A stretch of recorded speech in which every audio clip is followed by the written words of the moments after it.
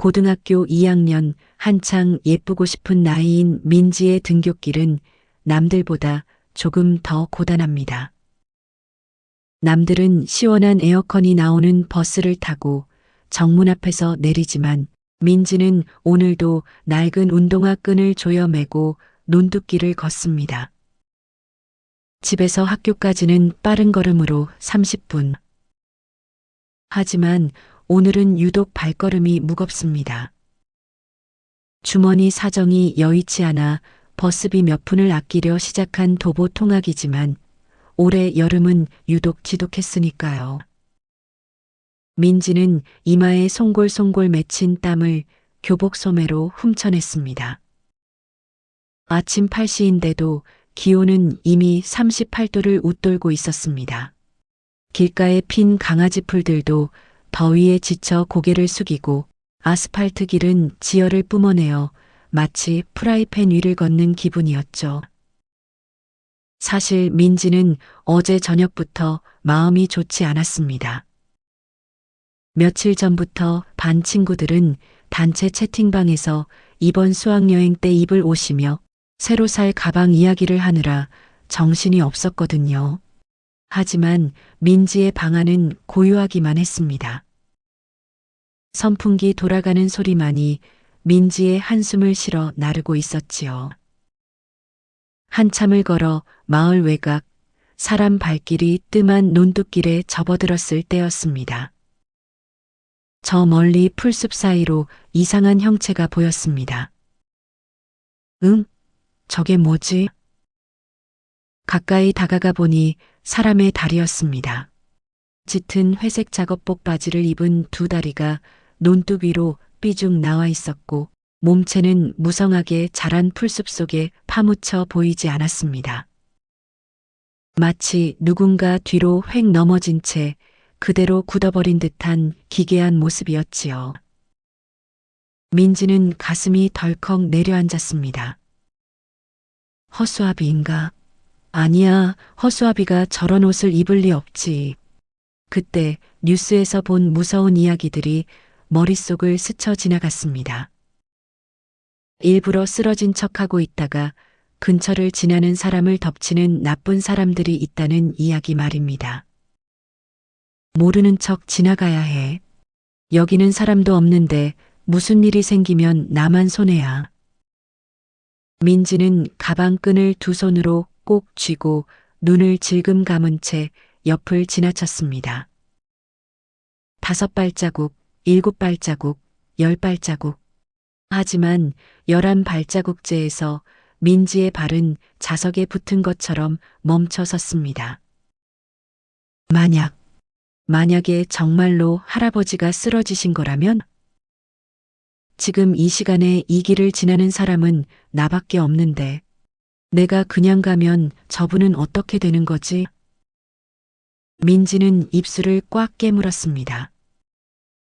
착한 마음과 겁쟁이 같은 마음이 머릿속에서 싸움을 벌였지만 결국 승리한 것은 돌아가신 엄마가 늘 말씀하시던 사람 돌이었습니다. 민지는 몸을 돌려 다시 그 자리로 조심스럽게 다가갔습니다. 저기요. 저기 괜찮으세요? 모기만한 목소리로 물으며 풀숲을 들여다보았습니다. 그곳에는 하얀 머리칼이 성성한 할아버지 한 분이 흙투성이가 된 채 누워 계셨습니다. 낡은 밀짚 모자는 옆으로 나뒹굴고 있었고 할아버지의 목덜미는 이미 햇볕에 타서 새빨갛게 달아올라 있었습니다. 민지는 얼른 가방을 내려놓고 할아버지 곁에 무릎을 꿇었습니다. 할아버지는 의식은 있는 듯 했으나 숨을 헐떡이며 눈만 간신히 깜빡이고 계셨습니다. 전형적인 열사병이었습니다. 민지는 가방 안을 급하게 뒤졌습니다.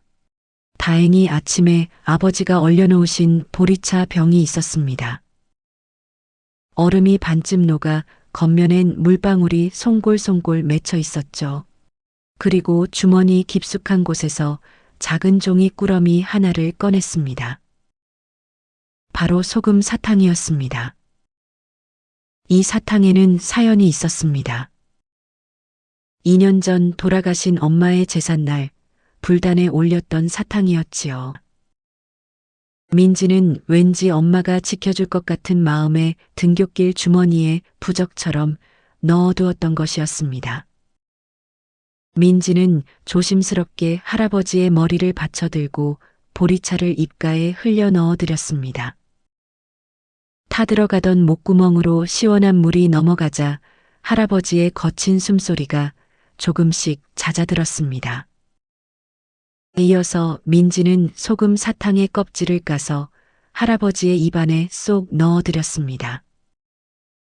이게 소금기가 있어서 기운 차리는데 도움이 될 거예요. 한참이 지났을까요? 할아버지의 눈에 초점이 돌아오기 시작했습니다. 아이고, 이제야 좀 살 것 같네. 학생, 고마워. 정말 고마워. 할아버지의 목소리는 갈라진 논바닥처럼 푸석했지만 민지에게는 그 어떤 음악보다 반가운 소리였습니다. 민지는 할아버지가 스스로 앉을 수 있을 때까지 옆에서 부채질을 해드렸습니다. 이 날씨에 논을 보러 나오는 게 아니었는데. 할아버지는 미안한 듯 고개를 숙이며 민지를 바라보았습니다. 할아버지 괜찮으신 거 맞죠?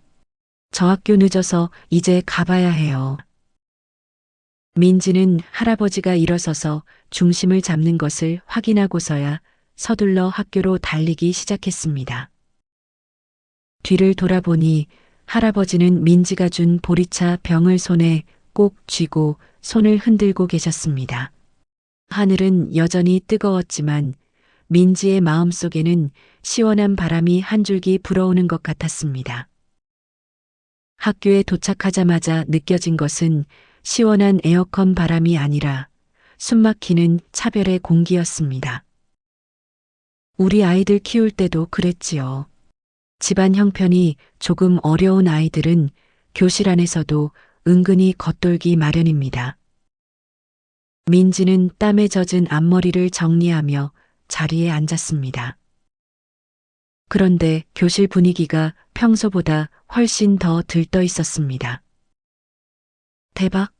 이번 수학여행 목적지가 제주도 확정이래. 제주도 가서 렌트해서 우리끼리 맛집 투어하면 안 되나? 아, 진짜 설렌다. 반장 수진이가 칠판에 적힌 수학여행 안내문을 가리키며 소리쳤습니다. 아이들은 벌써부터 삼삼오오 모여 조를 짜고 비행기 안에서 누가 옆자리에 앉을지를 두고 가위바위보를 하고 있었습니다. 민지는 그 풍경 속에 섞이지 못하고 책상 서랍 속에 손을 집어넣었습니다.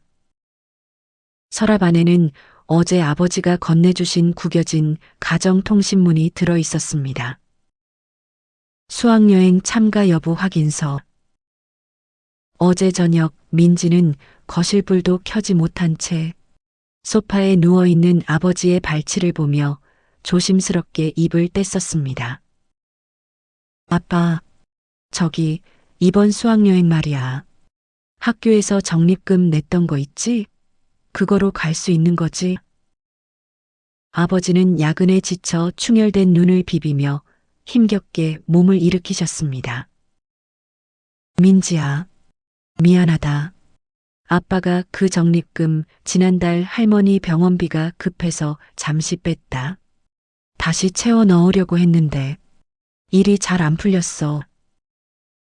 이번 여행은 그냥 안 가면 안 되겠니? 그 말이 가슴에 대못처럼 박혔습니다. 민지는 차마 친구랑 약속했단 말이야라는 말은 꺼내지도 못했습니다. 아빠의 힘없는 어깨를 보니 목구멍까지 차오른 투정이 꿀꺽 삼켜졌거든요. 민지는 교실 책상 자리에 가만히 앉아 있는데 갑자기 의자가 덜컥 흔들렸습니다. 야, 김민지, 너는 수학여행 가냐? 반에서 소위 노는 애들 무리의 우두머리인 수진이가 민지의 책상을 툭 치며 물었습니다. 수진이는 항상 새 교복에 최신형 스마트폰을 들고 다니며 민지의 낡은 가방과 꿰맨 소매를 대놓고 비웃던 아이였습니다. 너 저번에도 급식비 늦게 내서 담임 선생님이 교무실로 부르셨잖아. 수학여행비는 꽤 비쌀 텐데 너네 집 형편에 그게 감당이 돼? 괜히 좆짜는 데 끼어서 우리 분위기 망치지 말고 못 가면 미리 말해. 비행기 자리 배치 다시 해야 하니까. 수진이의 날카로운 말에 교실 안의 시선이 민지에게로 쏠렸습니다. 몇몇 친구들은 안쓰러운 눈빛을 보냈지만 대부분은 수진이의 눈치를 보느라 아무 말도 하지 못했습니다. 민지는 고개를 푹 숙였습니다. 여러 번 기워 입어 반질반질해진 교복 치마 위로 눈물 한 방울이 툭 떨어질 것 같았습니다. 엄마가 계셨다면 나도 저 애들처럼 웃으면서 수학여행 갈 수 있었을까? 나 이번 수학여행 안 가. 민지는 떨리는 목소리를 다잡으며 반 아이들 앞에서 겨우 입을 뗐습니다. 최대한 담담하게 말하려 애썼지만 손끝은 이미 차갑게 식어 있었습니다. 그러자 기다렸다는 듯 수진이의 비아냥거림이 날아왔습니다. 어머, 내 말이 맞네. 미안해라, 민지야. 가난해서 못 가는 걸 내가 괜히 물어봤나 보다. 하긴 수학여행비가 어디 있겠어? 교실 안에는 와, 수진이 너무하다라는 소리와 낄낄거리는 웃음소리가 뒤섞였습니다. 민지는 차마 고개를 들 수 없었습니다. 어제까지만 해도 같이 제주도 가서 사진 찍자며 웃어주던 단짝 친구 희연이 마저 슬그머니 시선을 피하며 노트를 뒤적였습니다. 희연이도 내가 안 간다고 해서 실망했겠지. 아니, 내가 부끄러운 걸까?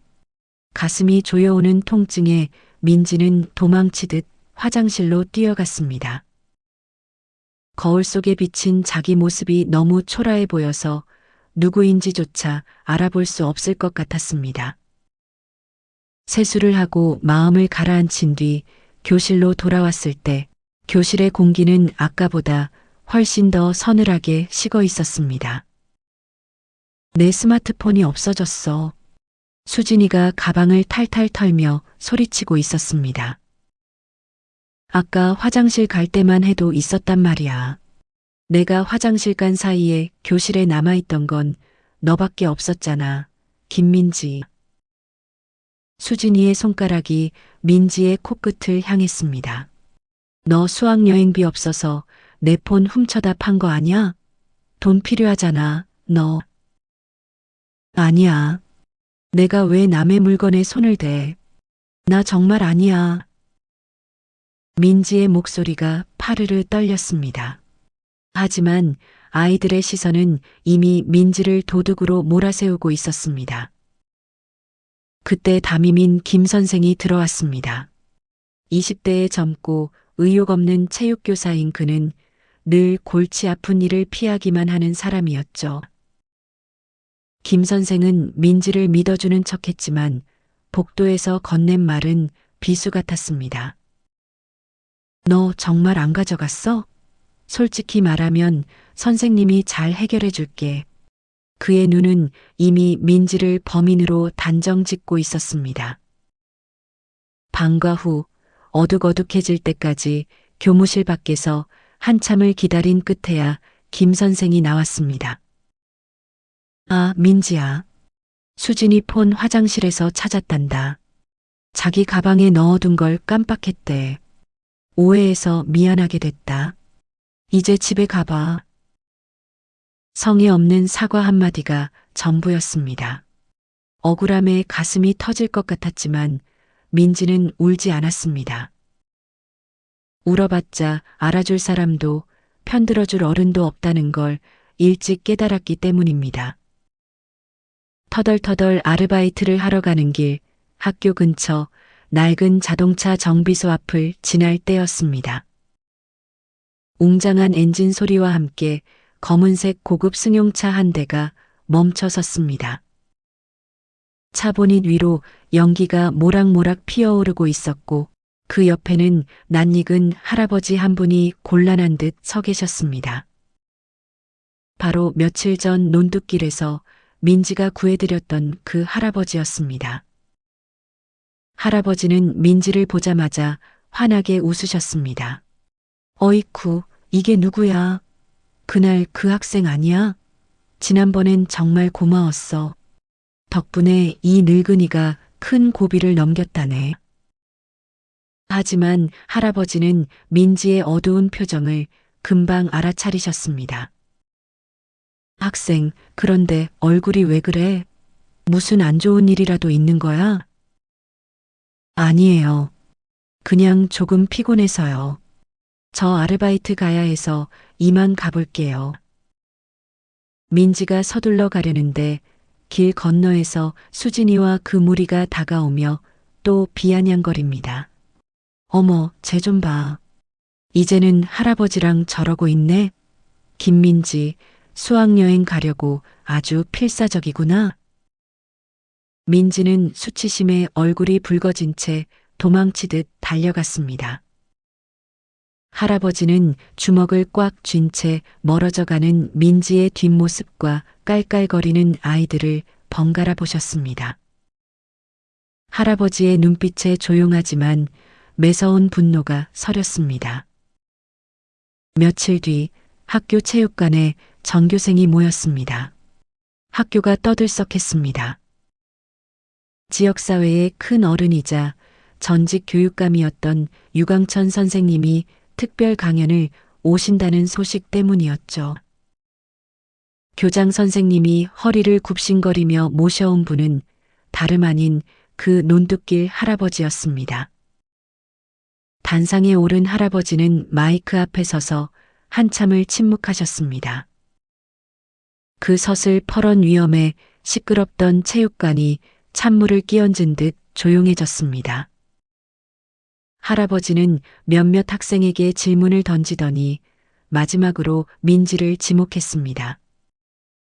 김민지 학생, 자네 생각은 어떤가? 뒤쪽에서 수진이 무리가 낄낄거리며 중얼거렸습니다.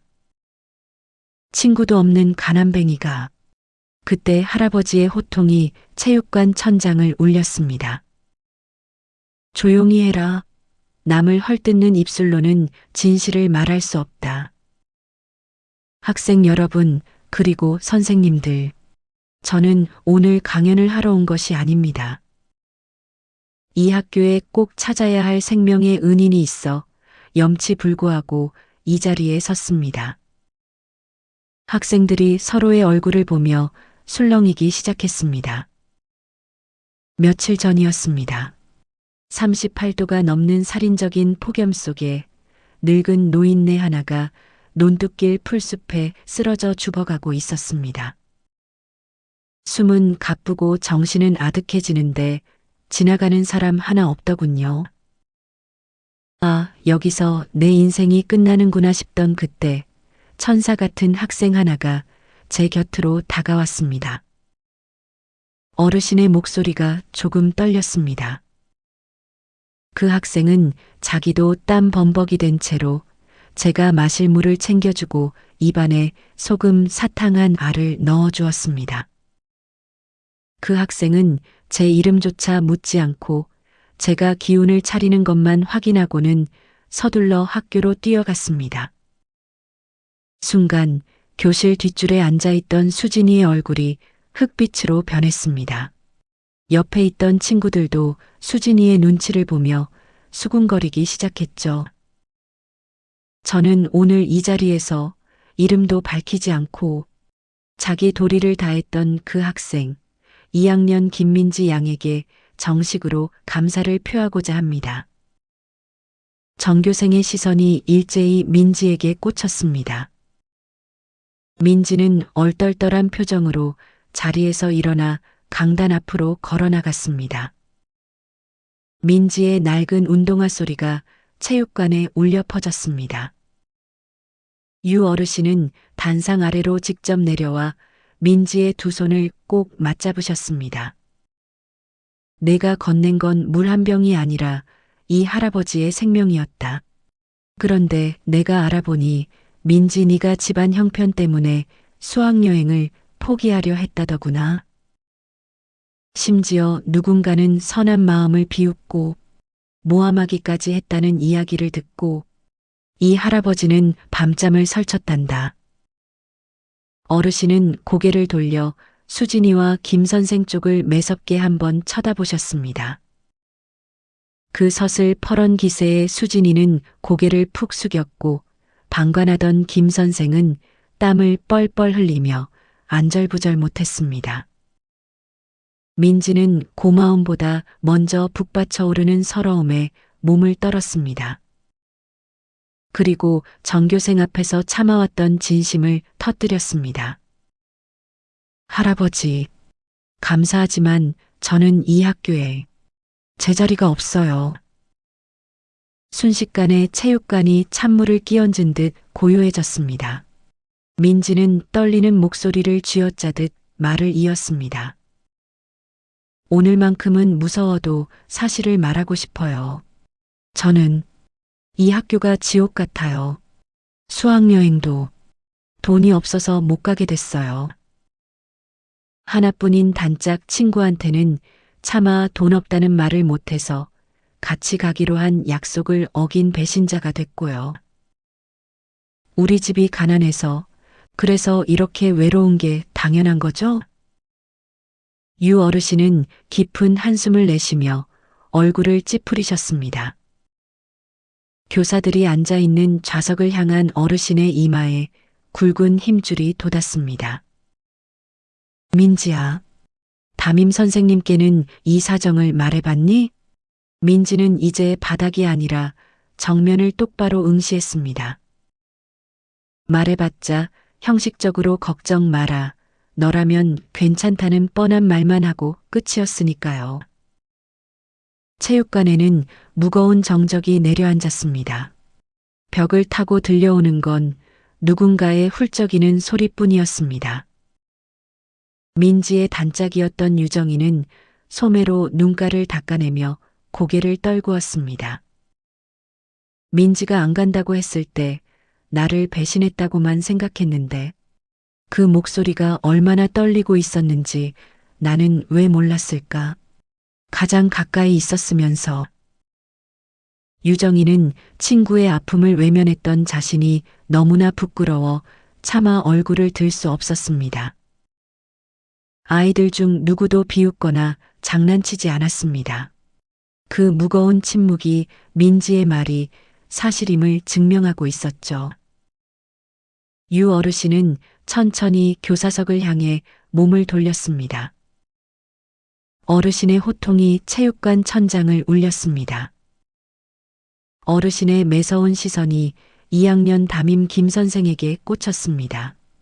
당황한 김 선생이 엉거주춤 일어나며 변명을 늘어놓았습니다. 가라앉는 학생을 가만히 구경만 하고 못 본 척 넘기는 것이 이 학교의 교육이란 말이냐? 김 선생은 아무 대답도 하지 못한 채 시선을 돌렸습니다. 어르신의 서슬 퍼런 기세에 모두가 숨을 죽이고 있을 때 갑자기 수진이가 자리에서 벌떡 일어났습니다. 억울함과 도끼가 서린 눈으로 유 어르신을 노려보며 소리쳤습니다. 저기요 할아버지, 친구 못 사귀는 건 자기 탓이잖아요. 자기가 학교 생활 적응 못하는 걸 왜 남 탓으로 돌리냐고요. 체육관의 공기가 순식간에 다시 얼어붙었습니다.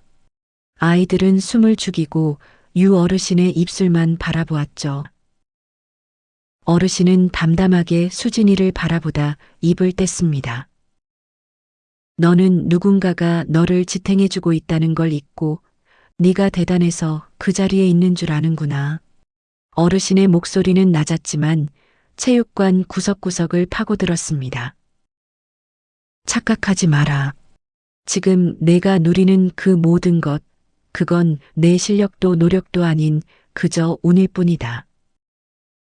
예상치 못한 날카로운 꾸짖음에 수진이의 어깨가 움찔 떨렸습니다. 수진이는 더 이상 정면을 보지 못하고 고개를 푹 숙인 채 손가락만 뒤틀었습니다. 유 어르신은 다시 전교생을 둘러보셨습니다. 어르신은 학교가 단순히 점수를 매기는 곳이 아니라 더 나은 사회를 만들기 위해 사람다움을 배우는 곳임을 강조하셨습니다.